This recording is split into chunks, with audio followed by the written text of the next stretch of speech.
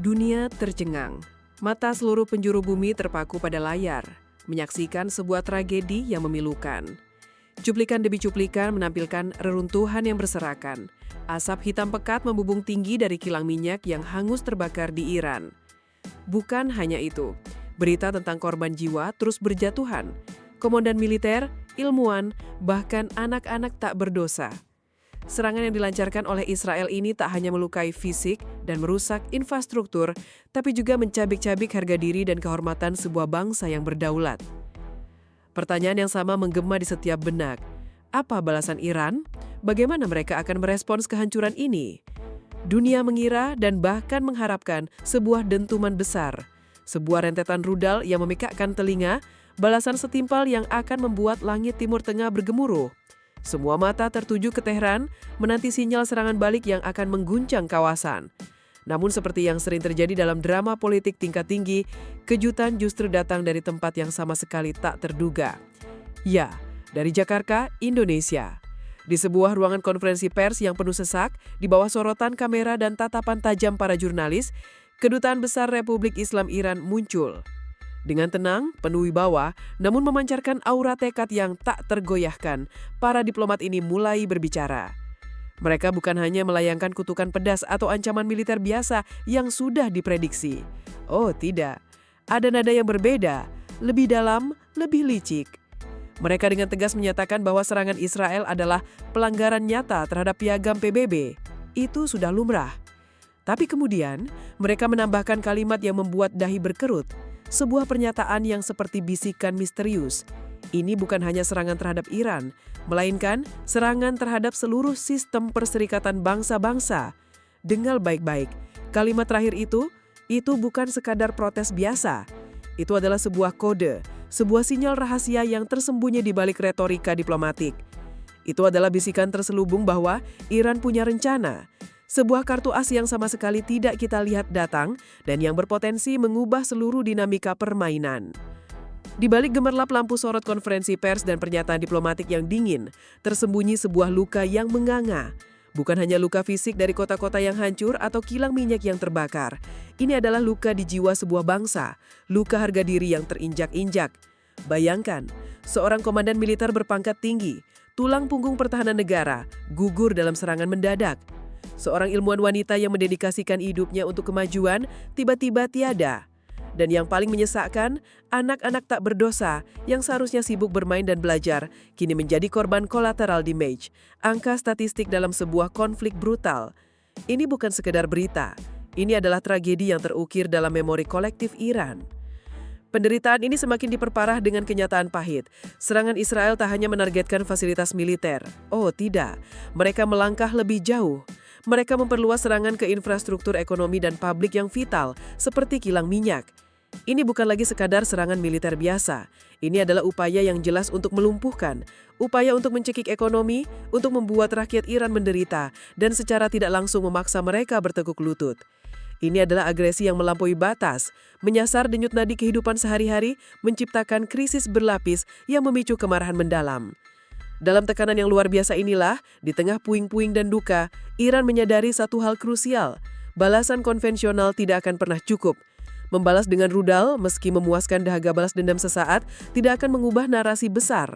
Itu hanya akan memperpanjang siklus kekerasan dan semakin memposisikan mereka sebagai agresor atau pihak yang tidak mau damai.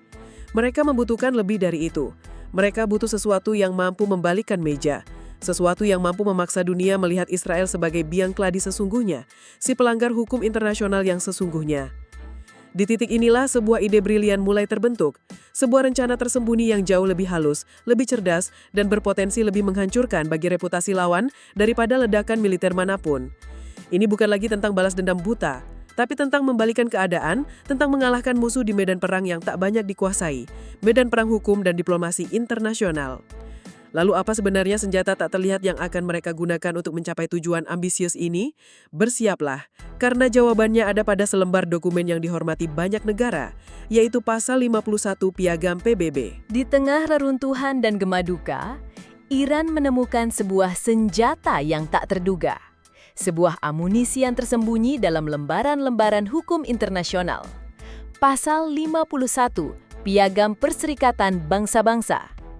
Ini bukanlah misil jelajah terbaru mereka, bukan pula drone canggih yang mampu menyelinap di balik radar. Bukan.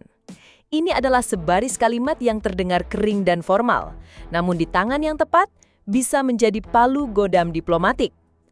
Pasal ini dengan jelas menyatakan bahwa setiap anggota PBB memiliki hak alami untuk membela diri jika diserang bersenjata. Bagi banyak negara, pasal 51 mungkin hanya sekedar pasal biasa. Namun bagi Iran, itu adalah kunci. Sebuah pintu menuju strategi yang jauh lebih licik dari yang bisa dibayangkan Israel. Mereka menyadari, membalas dengan kekerasan hanya akan menjebak mereka dalam siklus perang lawan perang yang tak berujung. Iran ingin keluar dari narasi itu. Mereka ingin mengubah medan perang dari gurun pasir yang berpasir menjadi gedung-gedung marmar PBB. Dari dentuman bom menjadi gema argumentasi hukum. Inilah jeniusnya rencana tersembunyi Iran. Mereka tidak akan secara langsung menyerang Israel secara militer, setidaknya tidak sebagai fokus utama. Sebaliknya, mereka akan memanfaatkan serangan yang menimpa mereka sebagai bukti tak terbantahkan bahwa Israel adalah pihak yang memulai agresi. Dengan tegas, mereka akan membingkai tindakan Israel sebagai serangan terhadap seluruh sistem PBB, bukan hanya terhadap kedaulatan Iran. Sebuah klaim yang berani, bahkan mungkin provokatif. Namun jika berhasil ditanamkan dalam benak komunitas internasional, bisa membalikan semua kartu. Jika dunia menerima argumen ini, maka yang dilanggar Israel bukan hanya Iran, melainkan fondasi perdamaian dan keamanan global yang dijunjung tinggi PBB. Dan jika fondasi itu goyah, siapa yang bertanggung jawab? Tentu saja Dewan Keamanan PBB. Ini adalah langkah game changer yang tak banyak diprediksi analis politik manapun. Iran tidak lagi berteriak-teriak ancaman. Mereka sedang menyiapkan jaring raksasa, jaring hukum dan diplomasi untuk menjebak Israel di hadapan mata dunia. Lalu bagaimana Iran akan menggerakkan gerilya diplomasi ini di balik layar? Babak selanjutnya akan mengungkap manuver-manuver tak terlihat itu. Setelah mengidentifikasi pasal 51 sebagai senjata andalan, Iran tidak lantas berdiam diri. Mereka melancarkan sebuah gerilya diplomasi yang senyap namun mematikan. Ini bukan tentang manuver tank atau jet tempur yang bising, melainkan pertarungan bisik-bisik di koridor-koridor kekuasaan, perdebatan sengit di meja-meja budar, dan lobi-lobi intens di balik pintu tertutup. Kedutaan besar mereka di berbagai negara, termasuk di Jakarta, yang menjadi titik awal pernyataan mengejutkan itu, kini menjadi garis depan baru. Para diplomat Iran yang sebelumnya mungkin hanya mengurus visa dan hubungan bilateral, mendadak berubah menjadi agen-agen strategis. Mereka mulai bekerja keras mengumpulkan bukti. Foto-foto reruntuhan, laporan korban jiwa, data kerusakan infrastruktur ekonomi, semua disatukan menjadi berkas-berkas rapi, disusun dengan argumen hukum yang kuat, dan disebarkan secara masif ke perwakilan negara-negara anggota PBB. Tujuannya jelas, meyakinkan setiap negara bahwa ini bukan sekedar konflik bilateral, melainkan pelanggaran serius terhadap tatanan hukum internasional yang mengancam stabilitas global. Mereka tidak berteriak-teriak ancaman balas dendam, namun menyajikan fakta-fakta yang menusuk, membingkai Israel sebagai pelanggar nyata yang harus dimintai pertanggungjawaban. Fokus utama dari manuver tak terlihat ini adalah satu badan paling berkuasa di dunia, Dewan Keamanan PBB. Iran kini mengarahkan seluruh energinya untuk memaksa dewan tersebut turun tangan. Mereka tahu, jika Dewan Keamanan PBB mengambil langkah, itu akan menjadi pukulan telak bagi Israel. Ini adalah pertarungan narasi paling sengit. Siapa yang lebih dulu berhasil meyakinkan komunitas internasional bahwa merekalah korban sejati dan siapa agresor yang patut dikecam? Iran ingin dunia melihat bahwa mereka bukan hanya membela diri, tetapi juga membela integritas hukum internasional yang terancam. Dan ada spekulasi yang lebih dramatis. Mungkinkah Iran, dengan strategi cerdik ini, justru akan berhasil mendorong sanksi atau tekanan internasional yang mengarah ke Israel? Sebuah skenario yang tak terbayangkan sebelumnya, namun bukan mustahil. Jika strategi ini berhasil, tujuan akhirnya bukan hanya pembalasan, melainkan pengembalian martabat dan mungkin saja sebuah kemenangan besar di medan perang yang tak banyak dikuasai Israel. Lantas bagaimana Israel akan merespon serangan balik yang tidak datang dalam bentuk misil, melainkan dalam bentuk tekanan politik dan hukum? Babak selanjutnya akan mengungkap kegamangan mereka. Di Tel Aviv, suasana berubah.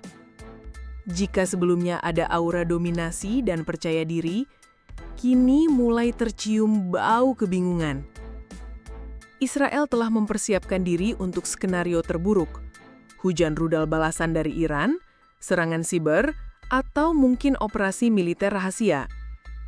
Mereka siap dengan Iron Dome, dengan pertahanan lapis baja, dengan respons militer yang mematikan. Namun, balasan yang datang ternyata jauh lebih senyap, namun menusuk ke jantung reputasi mereka. Tekanan diplomatik global dan gelombang opini publik yang dimotori oleh manuver cerdik Iran. Ini adalah pertarungan yang sama sekali tidak mereka duga. Pihak intelijen Israel yang biasanya sangat cermat mungkin tidak melihat datangnya serangan dari koridor PBB atau dari ruang-ruang lobi kedutaan besar. Mereka terbiasa dengan ancaman yang bisa diukur dengan kekuatan militer, dengan jumlah pasukan atau hulu dedak. Namun, bagaimana cara menghadapi argumen hukum yang kuat? Bagaimana menangkis citra sebagai pelanggar piagam PBB? Atau bagaimana membela diri dari tuduhan menyerang seluruh sistem internasional? Ini adalah dilema yang sangat tidak nyaman bagi mereka, menempatkan Israel dalam posisi yang tak biasa dan rentan. Setiap hari, laporan dari berbagai ibu kota dunia mulai menunjukkan pergeseran. Negara-negara yang sebelumnya mungkin hanya menyatakan keprihatinan, kini mulai mempertimbangkan posisi mereka. Diplomatis Israel harus bekerja ekstra keras menghadapi pertanyaan-pertanyaan sulit tentang Pasal 51, tentang serangan terhadap infrastruktur sipil, dan tentang konsekuensi jangka panjang dari tindakan mereka.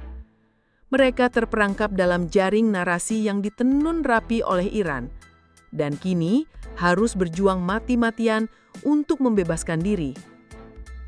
Perlahan tapi pasti, benih-benih penyesalan mulai tumbuh.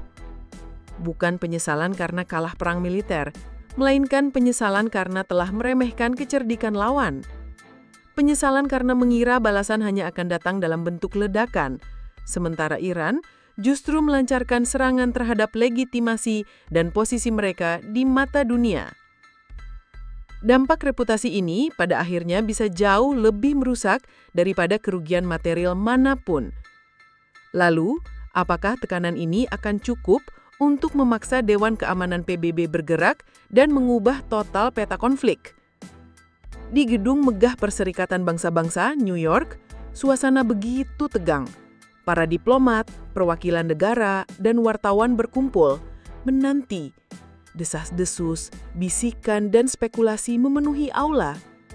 Setelah berbulan-bulan gerilya diplomasi yang dilancarkan Iran, setelah argumen hukum yang tajam dan bukti-bukti yang memberatkan disajikan, tekanan akhirnya mencapai puncaknya. Dewan Keamanan PBB, badan yang bertanggung jawab atas perdamaian dan keamanan global, kini berada di persimpangan jalan. Mereka tak bisa lagi mengabaikan tuntutan Iran yang didasari Pasal 51 dan klaim serangan terhadap seluruh sistem PBB. Ini bukan lagi sekedar konflik regional antara Iran dan Israel. Ini adalah ujian bagi integritas hukum internasional dan relevansi PBB itu sendiri. Jika PBB gagal bertindak ketika sebuah negara anggota dituduh melanggar piagamnya secara terang-terangan dan menyerang infrastruktur sipil, maka kredibilitas organisasi ini akan dipertanyakan. Iran telah berhasil mengubah narasi, menempatkan PBB dalam posisi sulit, bergerak sesuai tuntutan Iran, atau menghadapi kritik keras dari komunitas internasional. Dunia menanti. Apakah mereka akan tunduk kepada tekanan dan mengambil langkah tegas terhadap Israel?